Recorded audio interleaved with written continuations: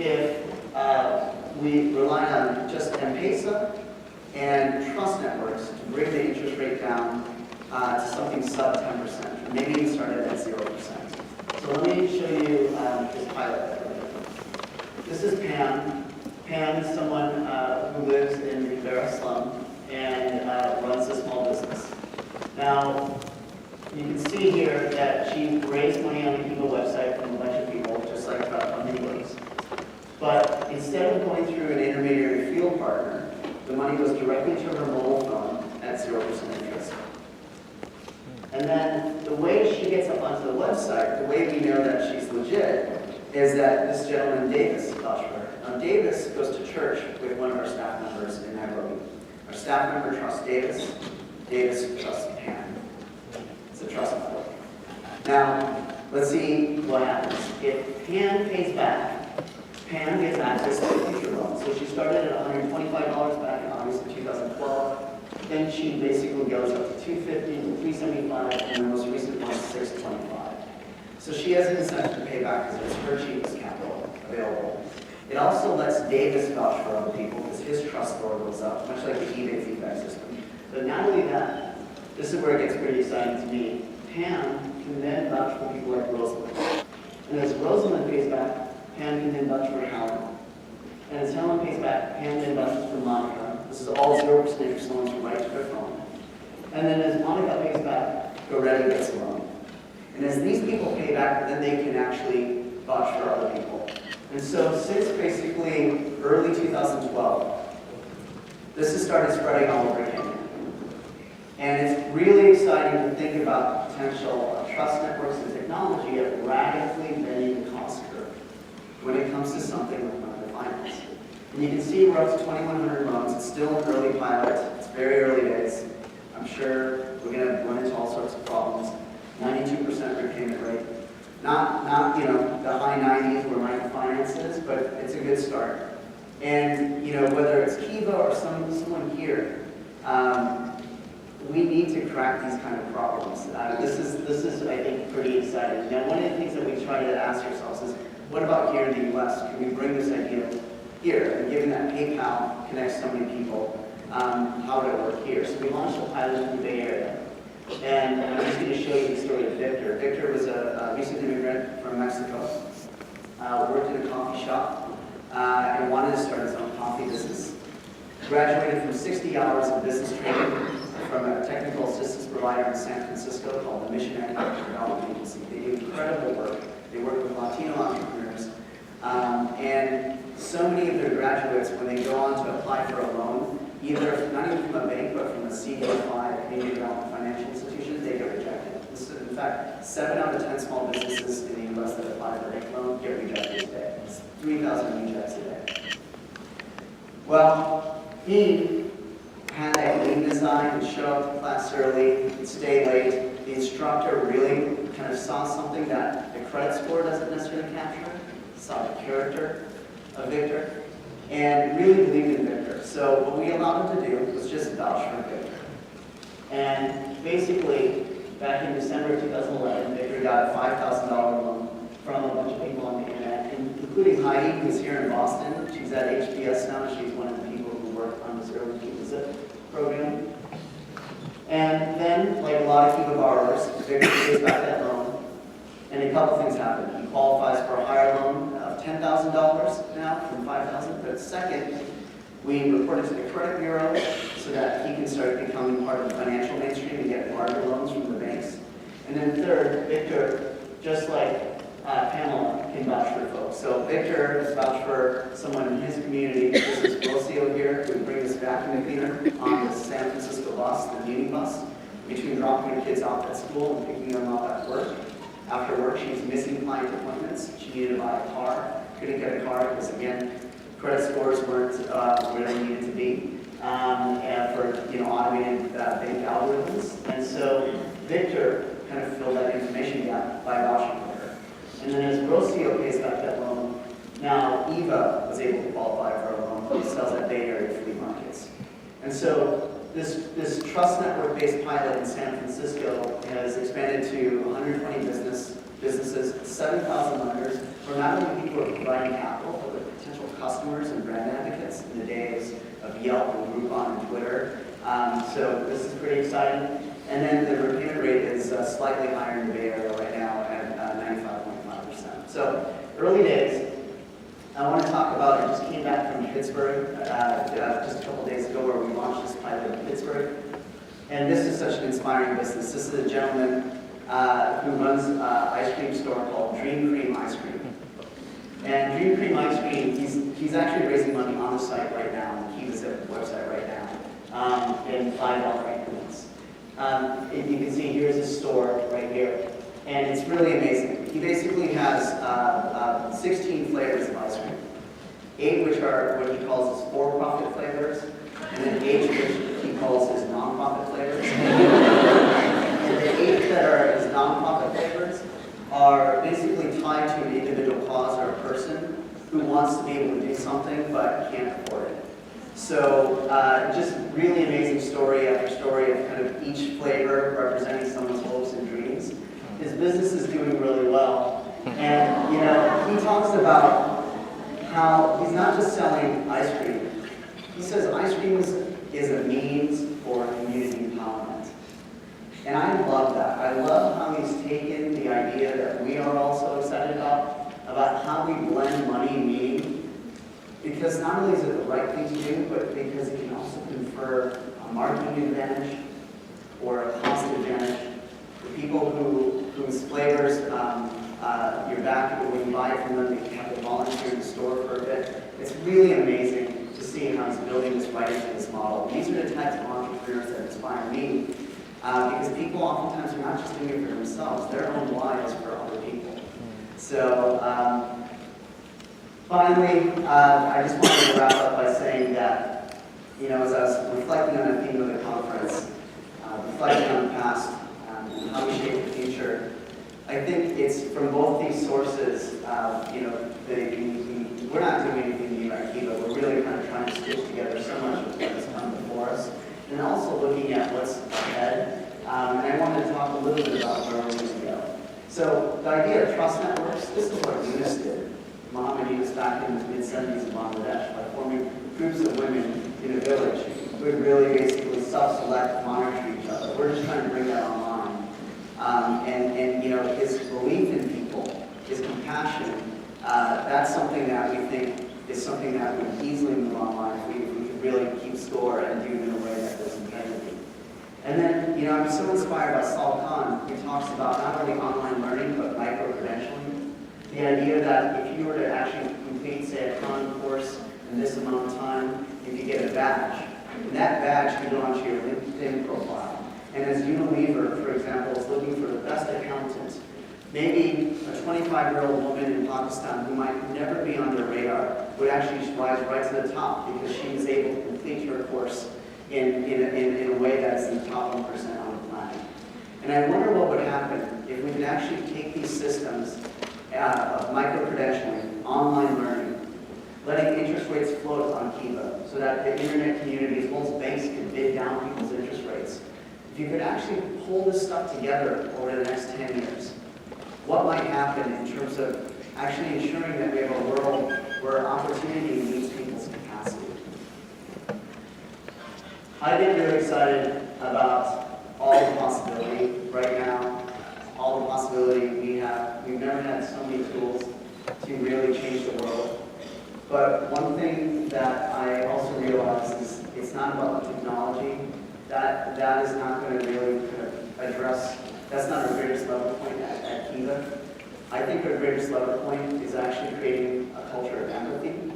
And so you'll see that we've launched something called Kiva U recently, and it's aimed at student leaders, K-12 teachers, folks in college, and I wanted to end with this video about how we can use this platform to actually not only help people around the planet, but really help people get more engaged and believe in their own power to do good.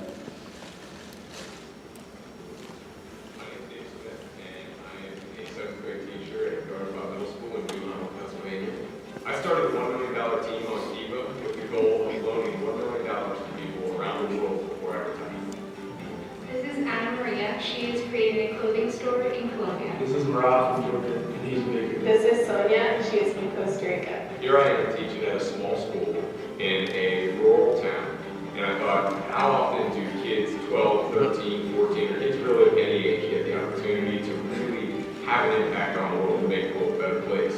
She needed funding so she could buy fertilizer for her crops. Is trying to build a house for his children. He was looking for women to open a bakery. Usually, if you give someone money, it's a charity, and you don't ever see that again. But with this, and the thing I emphasize with my students is this isn't just a short-term fix. This is a long-term, or what I call an eternal impact. It's a continuous impact on multiple people. So I said we'll raise $1 million, but the reality is we're going to loan tens of millions of dollars over time. I know that I'm helping him, and eventually he'll help others too. It's just like the pay it forward movement. If someone's willing to care about them, they're going to care about others. It's the idea of a greater world, but I see that as being a possibility. And I see this idea of ending world poverty as a great possibility. But there's no better, easier way of doing it than through microlending and keeping it going.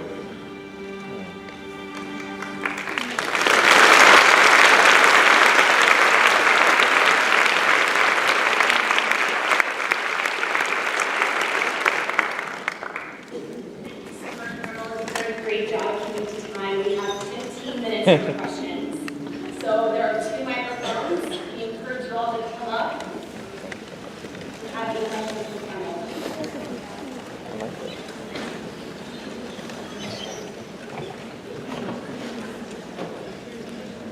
If I don't get any questions, I'm just going to start the whole call.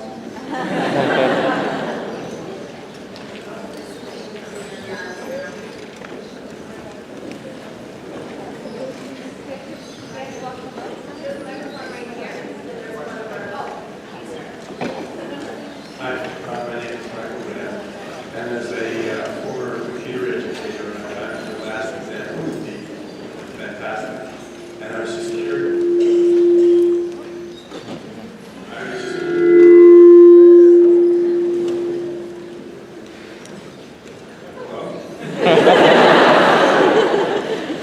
I was just curious what the reaction was of his fellow teachers and other teachers out there. And also, maybe, I don't know if he connected up with other teachers using technology. The question was, what was the reaction of other teachers out there? What's really interesting is we started getting contacted each week from teachers all around saying, hey, I created this really innovative way to incorporate Kiva into math, so on and so forth. So now what we've done is we've created a resource center on Kiva U where educators are uploading and then matching up other educators' lesson plans. It's pretty amazing. And one educator, one seventh grade educator told me that she believes that student engagement as well as student attendance goes up when she weaves in something like social enterprise and Kiva into the classroom because it matters to students. It's real.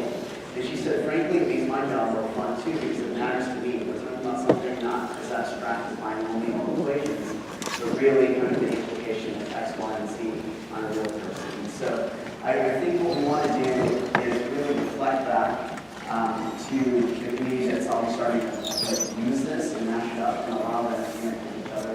That's what the Kiva platforms is going to do. So a quick follow-up on that. There's an organization called ISTP, basically Computer Teachers of America kind of thing. And has there been any response or connection to that? And if not, I would suggest maybe you might want to make one because they would definitely be in your camp. Thanks for that feedback.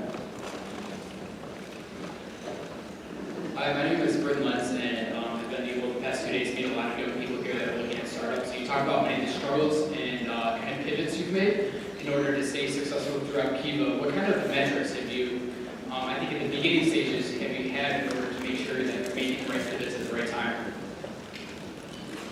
Well, the nice thing about being a website is that the feedback loops and the information, there's a lot of passive and active sources of information, so you can see very quickly whether or not something's working or not working. For example, we looked at our loan volume, but we also looked at repayment rates. And in the early days, our repayment rates started plummeting.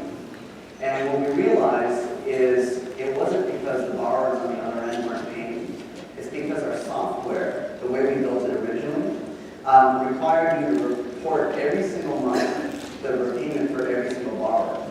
And so what would happen is that as the field partners started using the Kiva platform, once they started going over a couple dozen borrowers, it became so onerous, given how slow the internet connectivity was to report repayments, that they just stopped reporting them. So all of a sudden, the delinquency started really rising. And so, the pivot that we made there was to move to an exception-based system, where you only have to report when something goes wrong, which in microfinance is maybe 3 or 5% of the time, as opposed to reporting every time something goes right to the repayment, which is 95% of the time. So there was a number of it was instrumentation like that allowed us to continue to try to develop the website. Over time, we looked at, it's not about big, it's about good, right? I mean, it's not about the full loan volume, it's really about the depth of impact. And so we are trying to find new measures. Let me tell you a couple that we implemented. One is we look at the percent of our loan volume that's highly catalytic. Can we really say that but for the internet convenience patient 0% interest capital, this intervention would not be possible? So something like those 10-year loans, we don't think there's any commercial investors right now that are willing to do a 10-year single bullet. Or student loans in the developing world, which are also to be 10 years long with a 6-year grace period. It's a chicken and egg problem where people aren't into doing it in banks because there's no repayment track record, but because there's no repayment track record, banks aren't doing it. And so we think that the internet community can break those logjams by doing things that the markets won't do. Another thing that we've been interested in is the end impact, right? So we can talk about the inputs and the activities to run Kiva, and even the outputs, maybe the number of people reached, but what about the outcomes? We're really improving their lives. Let me tell you what I get pretty excited about. As you saw with MPA stuff with the mobile phone, as people like Pamela basically repay the loan, I believe that we can put in place a tool like the project called Poverty Index, which asks a simple set of 10 or 15 questions that correlate with the likelihood that that person is below the poverty line. For example, do you have a tin roof? Yes, no. Do you take sugar with your coffee? Yes, no. Do all of your children go to school? Yes, no. Simple binary questions, which we can then correlate to whether or not people are actually progressing and whether or not we're targeting the right population. So I think technology really opens things up in a whole new way around getting better instrumentation around our real intervention. That's great. Thank you. Hi, thank you so much for your interesting and inspiring talk. My question is that Kiva has done a lot to innovate in the microfinance sector, but there are other things in these developing economies, even in the United States, where the environment for businesses is not friendly. Is Kiva using its influence to affect the ecosystem and making it easier and more effective to be an entrepreneur? One of the things that we love to do is, as we listen and understand the challenges of small businesses, for example, in the U.S., it turns out permitting is really difficult.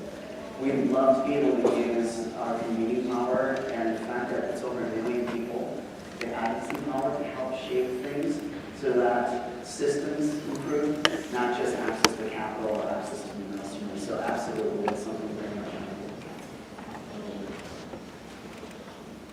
Thank you for a wonderful presentation and for the work you're doing. My name is Andrea Streamlingus and I'm just beginning a new effort to try to bring people together across the political spectrum who are concerned about climate change. And I'm very interested in this concept of building community across profound differences when people do share some agreed purpose, even if their politics and their faith and everything else is different. And so I see that as a common thread, and I'm very interested in any extensions you can sort of make or connections you can make or advice about how we can leverage this explosion of sort of technological possibility to support that kind of community building in our country, in which people from vastly different perspectives, worldviews, political parties are increasingly concerned about climate, but don't have any platform for collective action and are split because of other sort of political forces getting in the way of working together. So would appreciate any, I know it's a very different kind of question, but any insights or ideas you have about that, the application of our civic engagement. One thing that we've learned at Kiva is the importance of human scaling the problem. So things like climate, things like poverty, 3 billion people. When the human mind, social scientists call this compassion collapse, the human mind cannot grapple with such abstract things. If you read the recent news around how Americans, for example, how concerned they are about climate, they don't even think of it, the majority don't even feel like it's going to really affect them. And so it's abstract and out there and long term, right? So I think my advice to you is figure out 2 things if you were to create a platform. One, can you human scale it? And can you allow, something that is this massive abstract thing to become like this? Because I think people know that, it's very hard to change the world, but it is actually pretty easy to change the world with 1 person. And 2, feedback loops. The loans are interesting at Kiva, not because it's, looking for market-based approaches, things that are sustainable, scalable, et cetera, but because it's information rich. And when people actually see can visualize their own butterfly effect, if you will, when they can actually go, wow, if I do this, it actually comes back and something good might happen. Can you imagine if those feedback loops existed when it came to climate? I think more and more people would do the things that we need to do if there are richer feedback loops between their action, their small action, and progress on the issue. So those are 2 things I think about. Thank you so much. Hi, Premal. It's great to see you back on campus. I saw you speak here a few years ago, and it's just inspiring to see how Kiva has grown these past few years. My question is regarding the peer-to-peer lending model, and how have your local MFI partners reacted to this model? The question is around channel conflict, right? We operate a model with microfinance institutions. We call that Kiva Classic. And now we have this new model, Kiva Zip. And how did people react when we did this new model? Well, I can tell you the biggest pushback that we got was from our own staff.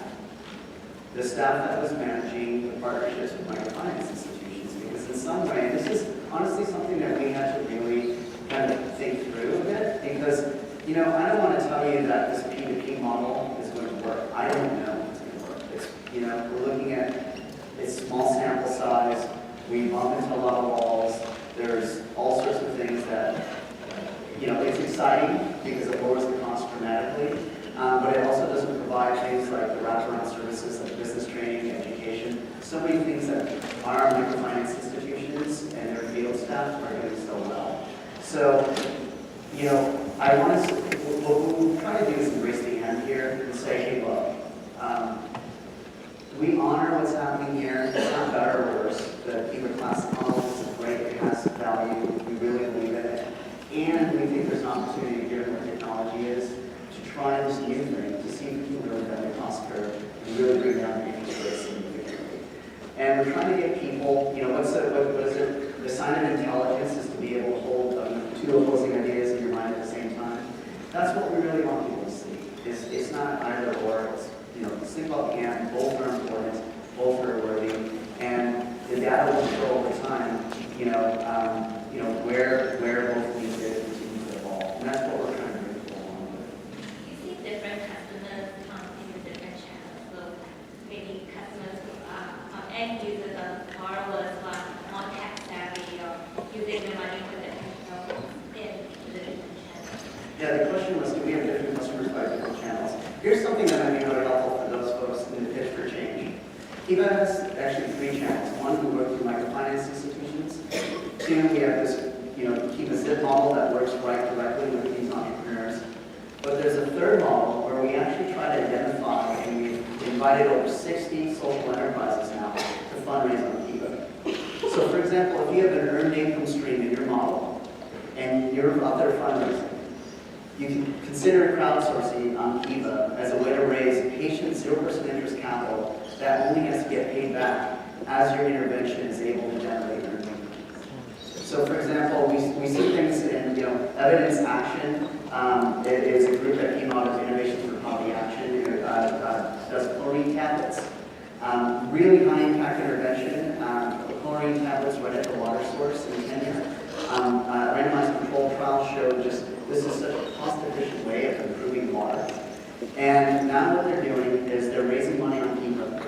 And the way that they actually pay the money back is the savings, essentially from not burning dirty fuels to boil water. That's being sold on voluntary carbon markets. And these carbon credits are paying back Kiva lenders. Or Sanergy, which was started by a group of MIT students nearby. They're using Kiva to allow their fresh life operators, these are the porta potties that they have in the slums in Nairobi, that give people a clean, hygienic option to go to the bathroom. And the person who operates the porta potty, they can charge a few cents per use. So it's a great business in the box. Well, to allow that entrepreneur to set up a porta potty right there next to their home in the slum, that takes some capital. They're now letting those operators basically finance the porta potty on Kiva. So if you have an intervention out there that it looks to be high impact, that is gated by the affordability of that, by the people that you intend to serve, that's something that you can now use the platform for. Thank you. Fortunately, we have time for just one more. Lucky one. Hi, Premal. Thank you so much for your presentation. I run an organization that does agribusiness financing in Ghana. Average loan size is $25,000. And one of the big challenges is the cost of due diligence to make it an effective loan. I'm wondering if you had any learning from kind of your work with trust networks, getting the ZIP started to really bring that cost of interest rate down and due diligence down, that you are sharing or applying to our impact investing sector to also reduce minimum investment amounts and make it more profitable to investors. That's nice. Yeah, I think perhaps even more powerful than what's happening on the platform are some of the learnings that could then be generalized or exported to other people who are looking at diligence and risk, and what drives up costs oftentimes is the search and diligence cost. So what's really exciting to me is, for example, we've now seen patterns where if someone who vouches for someone else like does it for 5 years or longer, there's a 10 percentage point higher repayment rate than a 1-year relationship. We also know that there's something around the wisdom of the crowds, where if a loan profile has over 20 people who funded it, that has a higher repayment rate. If a borrower in the U.S. can invite 15 people to their own loan profile, and it's only $5 a piece, so that's $75 from 15 friends, that must be a sign of hustle. That amounts to another $5,000. No borrower in that cohort for the last 3 months has missed a payment. So what we want to start doing is identifying heuristics, essentially, that basically can be exported to banks and other investors that would help identify at lower cost really promising things. And that if we can do that, we can really reach into the lower tail, the long tail, where there's so much information gap, and really hopefully discover things that otherwise might not be discovered. Well, thank you so much, everyone.